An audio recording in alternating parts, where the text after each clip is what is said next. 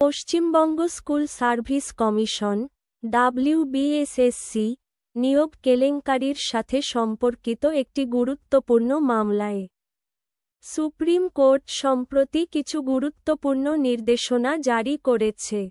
মামলাটি 2016 সালে শিক্ষকতা ও অশিক্ষক পদে 24,640টি নিয়োগে অনিয়ম ও দুর্নীতির অভিযোগের সাথে সম্পর্কিত, যার প্রভাব রাজ্যের শিক্ষা ব্যবস্থায় ব্যাপকভাবে পড়ে। 2014 সালে পশ্চিমবঙ্গ সরকার বিএসএসসি এর মাধ্যমে সরকারি ও সাহায্যপ্রাপ্ত স্কুলগুলিতে শিক্ষকতা ও অশিক্ষক পদের জন্য 24,640টি শূন্যপদ ঘোষণা করে। এই পদগুলির জন্য 23 লক্ষেরও বেশি প্রার্থী আবেদন করেছিলেন। তবে 2016 সালে সম্পন্ন হওয়া নিয়োগ প্রক্রিয়াটি দুর্নীতি ও অনিয়মের গুরুতর অভিযোগে বিপর্যস্ত ছিল, যার মধ্যে কিছু প্রার্থীর কাছ থেকে 5 লক্ষ থেকে 15 লাখ টাকা পর্যন্ত ঘুষ নেওয়ার অভিযোগও ছিল। ফলস্বরূপ কলকাতা হাইকোর্ট 22 এপ্রিল 2024 তারিখে এই সমস্ত নিয়োগ বাতিল করে এবং সংশ্লিষ্ট কর্মচারীদের বেতন ফেরত দেওয়ার নির্দেশ দেয়। সুপ্রিম কোর্টের শুনানি। কলকাতা হাইকোর্টের এই সিদ্ধান্তের বিরুদ্ধে পশ্চিমবঙ্গ রাজ্য WBSSC এবং ক্ষতিগ্রস্ত কর্মচারীরা সুপ্রিম কোর্টে একটি আবেদন দাখিল করে। 29 এপ্রিল 2024 তারিখে ভারতের প্রধান বিচারপতি DOI চন্দ্রচূড়, বিচারপতি JB পারদিওয়ালা এবং বিচারপতি মনোজ মিশ্রের সমন্বয়ে গঠিত একটি বেঞ্চ এই মামলার শুনানি করে।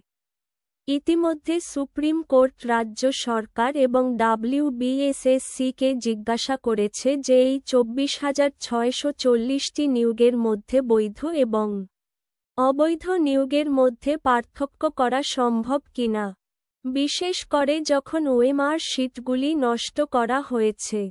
সিবিআই তদন্ত স্থগিত রাখুন।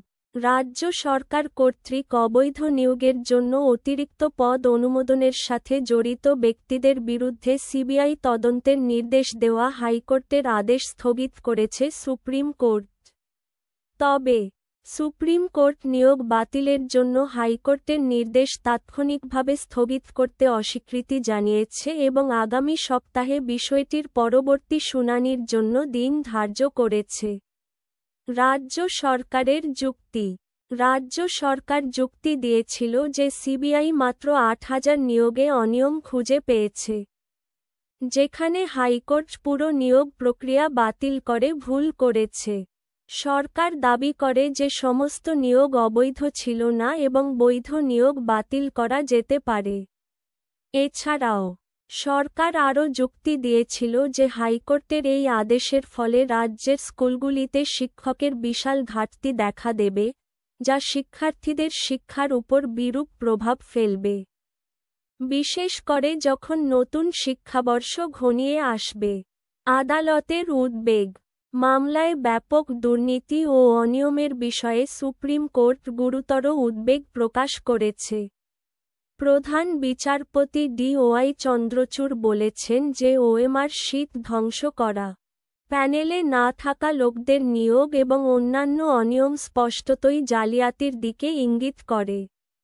আদালত আরও বলেছে যে 24,640টি চাকরি বাতিল করা একটি গুরুতর বিষয় এবং যদি না পুরো প্রক্রিয়াটি জালিয়াতিতে পূর্ণ হয়, তাহলে সমস্ত নিয়োগ বাতিল করা উপযুক্ত হবে না। একটি ফলো-আপ।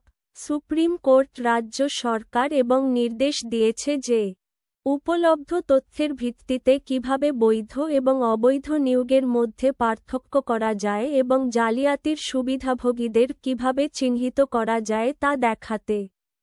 মামলার পরবর্তী শুনানি আগামী সপ্তাহে নির্ধারিত, যেখানে আদালত এই যুক্তিগুলি বিবেচনা করবে এবং যথাযথ সিদ্ধান্ত নেবে।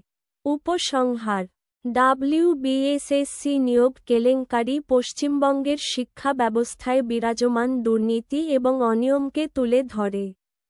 সুপ্রিম কোর্ট এই বিষয়ে একটি ভারসাম্যপূর্ণ দৃষ্টিভঙ্গি গ্রহণের চেষ্টা করছে। নিরীহ নিয়োগপ্রাপ্তদের সুরক্ষা দিচ্ছে এবং দোষীদের বিরুদ্ধে কঠোর ব্যবস্থা নিচ্ছে। আসন্ন শুনানিতে আদালতের সিদ্ধান্ত রাজ্যের শিক্ষা ব্যবস্থার বিশুদ্ধতা এবং স্বচ্ছতার জন্য গুরুত্বপূর্ণ হবে।